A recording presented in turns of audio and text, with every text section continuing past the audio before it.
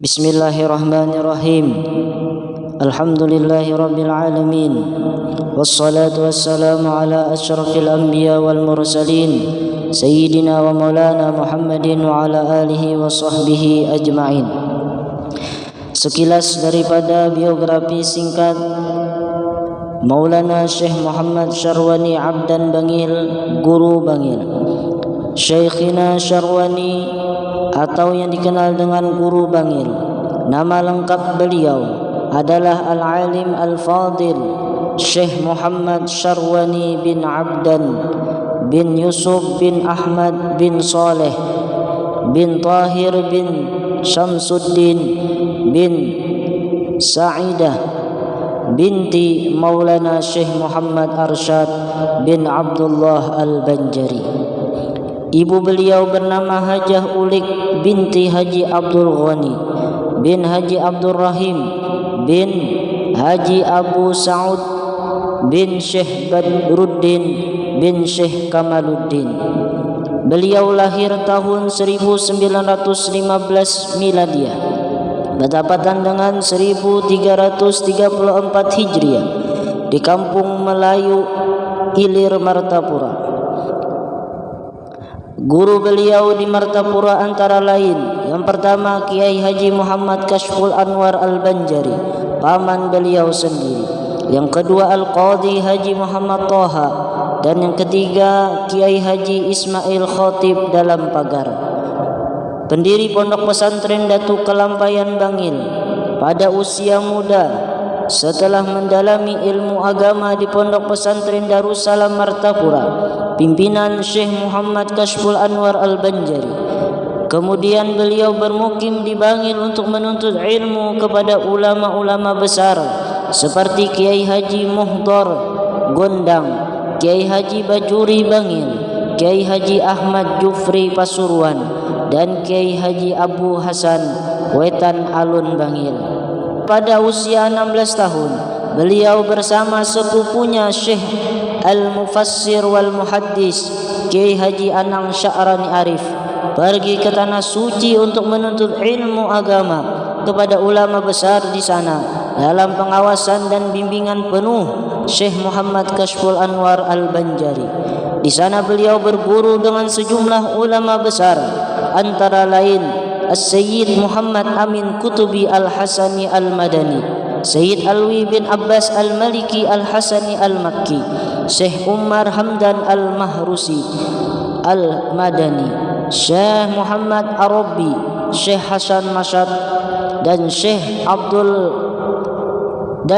Abdullah Al-Bakri, Syekh Saifullah Al-Dagistani, Syekh Syafi'i Al-Qadahi, Syekh Sulaiman Ambon, serta Syekh Muhammad Ahyad Al-Buguri Al-Bantawi.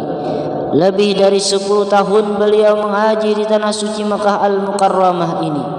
Beliau dikenal oleh para kawan-kawan ngaji dan guru-gurunya sebagai santri yang cerdas dan tawadhu. Beliau dan Kiai Haji Sya'rani Arif disebut dengan dua muntiara dari Banjar. Beliau mendapat kepercayaan untuk mengajar di Masjidil Haram beberapa tahun lamanya. Di Makkah beliau mendapat ijazah Thariqah An-Naqsabandiyah dan Syekh Umar Hamdan, dan Thariqah Al-Samaniyah dari Syekh Ali bin Abdullah Al-Banjari. Setelah mengaji di Makkah, beliau pulang kampung dan membuka majlis di rumah dan mengajar di alma mater, yaitu Pondok Pesantren Darussalam Martapura, pimpinan Syekh Muhammad Kashful Anwar Al-Banjari, paman beliau sendiri. Pada tanggal 27 Rajab 1390 Hijriah, bulan September 1970, beliau mendirikan Pondok Pesantren Datuk Kelampayan di Bangil. Salah satu santri pertama adalah Syekh Muhammad As'ad bin Syekh Muhammad Arfan Al-Banjari. Beliau wafat pada hari Senin malam Selasa tanggal 13 Safar 1410 bertepatan dengan 11 September 1989 sekitar jam 19.00 di usia 74 tahun. dan dimakamkan di pemakaman Al-Haddad Daur Bangil dekat kubah makam Habib Muhammad bin Ja'far Al-Haddad. Menurut pengakuan Abah Guru sekumpul, Guru Bangil mempunyai kepribadian yang sangat sederhana dalam kehidupan sehari-hari, sehingga tidak banyak yang tahu bahwa beliau adalah seorang ulama besar. Berpakaian sangat sederhana, bahkan beliau tidak mempunyai lemari pakaian khusus dan ranjang di kamarnya. Pakaian beliau hanya numpang di bagian lemari kitabnya. Beliau ulama yang telah mengambil jalur khumul, yaitu menjauh dari keramaian, tidak suka dan berharap kepada kemasyhuran. Sampai-sampai Syekh Kiai Haji Abdul Hamid Pasuruan mengatakan, "Saya ingin sekali seperti Kiai Haji Syarwani. Dia itu alim tapi mastur, tidak masyhur. Kalau saya sudah terlanjur masyhur, yang jadi saya sering kerepotan karena harus melayani banyak orang. Menjadi masyhur itu tidak mudah, bebannya berat. Kalau Kiai Haji Syarwani itu enak, jadinya tidak banyak didatangi orang." Pernah suatu ketika sekelompok ulama kiai berkumpul dan hendak memperdalam ilmu agama kepada Kiai Haji Abdul Hamid. Lalu beliau menolak dan menganjurkan untuk bertemu dengan Kiai Haji Syarwani Abdan.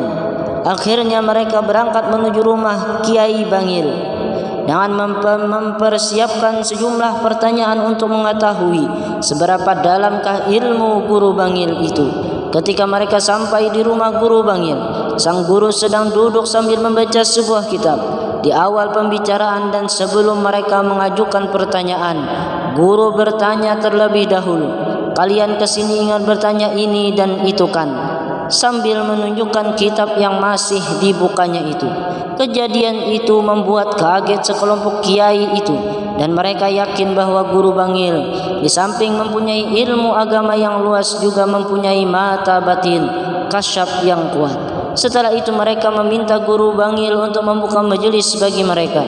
Namun beliau tidak langsung mengiyakannya, tetapi menanyakan kepada Kiai Haji Abdul Hamid, dan setelah Kiai Haji Abdul Hamid menyetujuinya, baru Guru Bangil memenuhi permintaan mereka untuk membuka majelis. Karya tulis beliau sangat banyak, di antaranya adalah kitab Ad-Dakhiratus Saminah li Ahli Istiqamah. Isinya membahas seputar amaliyah Ahlus Sunnah wal Jamaah seperti masalah talqin, tahlil dan tasawassul.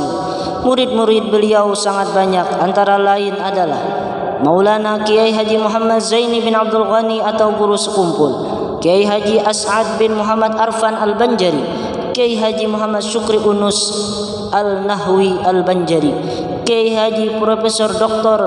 Ahmad Syarwani Zuhri Balikpapan, dan lain-lainnya.